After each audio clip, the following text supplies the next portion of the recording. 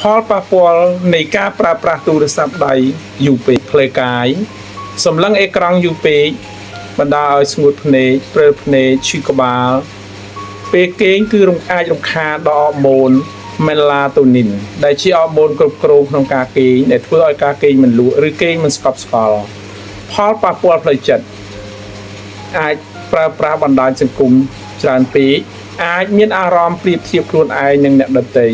ភាពឯកានឹងកើតមានឡើងនៅពេលដែលមនុស្សផ្ដោតអារម្មណ៍ខ្លាំងពេកតែនឹងទូរស័ព្ទដៃរបស់ពួកគេហើយបាត់បង់ទំនាក់ទំនងជាមួយមនុស្សជុំវិញខ្លួនផលប៉ះពាល់ទំនាក់ទំនងសង្គមការកាត់បន្ថយគុណភាពប្រស្រ័យទាក់ទងគ្នាមនុស្សអាចមានអារម្មណ៍ថាគេមិនសូវយកចិត្តទុកដាក់ឬ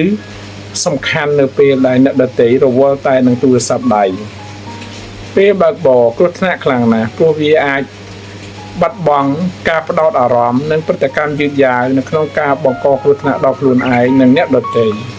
ផលប៉ះពាល់ដល់កុមារងាយស្រួលប៉ះពាល់ខ្លឹមសារមិនសមរម្យដូចជាហិង្សារូបភាពអាភាសឬព័ត៌មានមិនពិត